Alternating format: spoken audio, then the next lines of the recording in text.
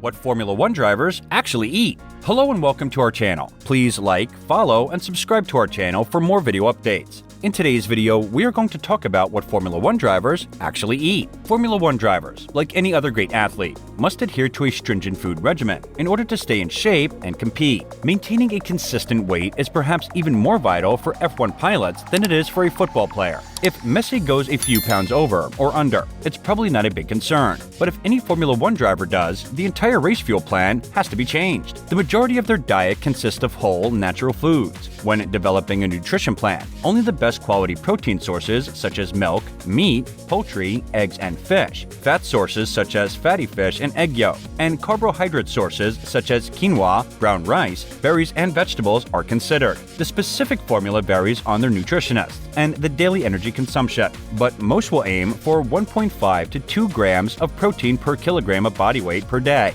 1 to 1.5 grams of fat per kilogram per day, and 3 to 7 grams of carbohydrates per kilogram. Each driver takes many supplements to maintain a consistent supply of microelements that their body requires, and these are extensively examined to ensure that not forbidden compounds are present. Naturally, drivers burn the most energy during race weekend, and the nutrition reflects this. 3 egg omelets or scrambled egg, fresh and raw vegetables, porridge with berries, almonds, chia seeds, and honey, half a liter of water, a cup of coffee, and multivitamins and omega-3 pills are common breakfast items. The first practice season begins at 10 a.m., and drivers will eat electrolytes, water, and sports drinks to replenish lost fluids. Lunch will be served at 12 p.m. and will consist of chicken, quinoa, broccoli, avocado, berries, and water. All of these are chosen for their low glycemic indexes and ease of digestion. Drivers will continue to drink fluids during the second practice, which begins at 1400. At 1600, drivers are provided a quick snack following practice. Protein shake, Greek yogurt with oats and honey,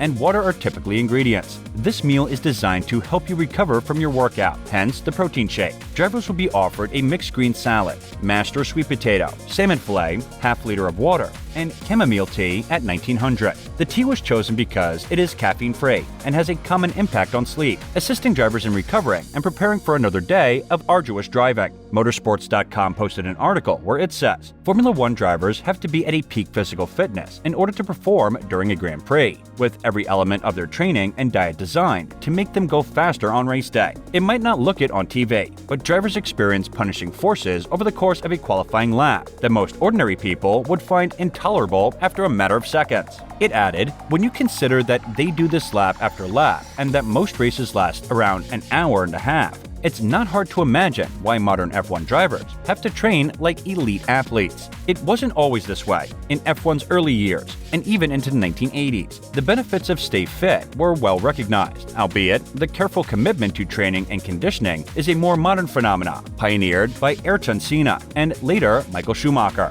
What can be the possible reasons that the drivers need to stay fit? Every time a driver gets behind the wheel, they subject themselves to enormous forces, with straight-line acceleration and deceleration among the most brutal of any form of motorsport. From a standing start, the cars can pull around 2 Gs, and braking at the end of a straight can result in as much as 6 Gs in some cases. Around 1 G of this occurs from simply taking off the throttle, with the remainder coming from applying 160 kilograms or 353 pounds of power to the brake pedal. Cornering forces are similarly severe, with some tracks causing drivers to feel 6 times their body weight for small periods of time at 4 to 5 Gs in persistent turns. In practice for the Tuscan Grand Prix in 2020, Lewis Hamilton recorded a 4.9 G, 5.6 G, and 5.2 G around turns 6, 7, and 8, while teammate Valtteri Bottas peaked at 5.2 G via the legendary parabolic curve at Monza in qualifying. To withstand these forces, drivers must have absolute muscle power in their necks, cores, and legs, as well as the stamina to execute from this first lap of the race until the last. They also need good cardiovascular fitness because heart rates can average more than 170 beats per minute during a race, which is higher than a healthy adult would normally experience while running. It's not only a race to see who can be the strongest. Until recently, drivers had to be as light as possible in order to reduce car weight and maximize track speed. This meant that many of them, particularly taller drivers, had to reduce their calorie intake drastically, which often resulted in illness and lack of sleep. A minimum 80 kilograms or 176 pound criterion for a driver and their seat was established in 2019, which meant that anyone falling below this would need to add ballast to their cars to compensate. This has relieved some drivers' stress and helped them to maintain healthier weights and muscular mass. Nevertheless, the physical demands placed on F1 drivers' bodies during a race are considerable. Hamilton has stated that he can drop up to 4 kilograms during hotter races, with heat depleting drivers' fluids at places like Singapore. Furthermore, he claimed to have dropped 4 kilograms after acquiring coronavirus, which led him to miss the 𝐓𝐶 Grand Prix in 2020. Drivers must also be as strong as possible to withstand impact forces if they crash, with physical fitness having a significant role in surviving accidents. The dramatic impact reached at 53G when Roman Grosjean crashed out of the Bahrain Grand Prix in 2020. Robert Kubiak's heart-stopping collision in 2007 Canadian Grand Prix peaked at 75G at the moment of impact.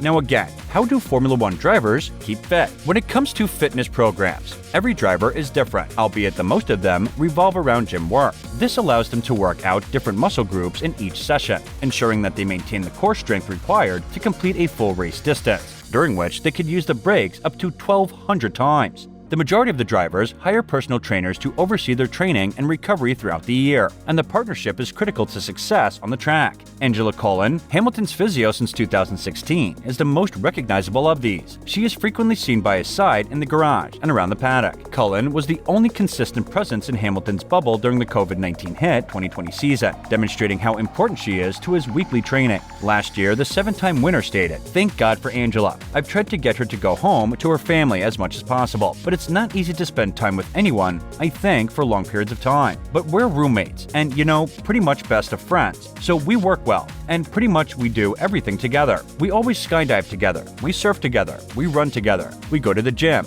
We do everything pretty much. We do yoga together, meditate now. So we're very much aligned in terms of things we like to do." Motorsports.com mentions the routine and gives their food chart as breakfast, scrambled eggs and fish for protein, limited amounts of coffee to help boost alertness, porridge oats for fiber, vegetables for carbohydrates, minerals and antioxidants, lunch, meat, poultry and fish for protein, vegetables, quinoa and brown rice for carbs, dinner, salad and more vegetables, fish, e.g. grilled mackerel for protein, sweet potato mash, snacks, protein shake or Greek yogurt mixed with oats, nuts, and seeds. Wrapping it all, we can say that the F1 drivers need to keep a healthy diet and a healthy lifestyle. Naturally, drivers must stay hydrated throughout the day, so a bottle of water is never far away. If kids do crave a hot drink later in the day, chamomile tea is good because it has no caffeine. However, not all drivers adhere to the same norms. Hamilton shifted to a plant-based diet in 2018 and claims it has improved his alertness and recovery time after races. However, some experts believe that turning vegan can actually be detrimental to athletic performance. With that, we have come to the end of our video. Thank you for watching.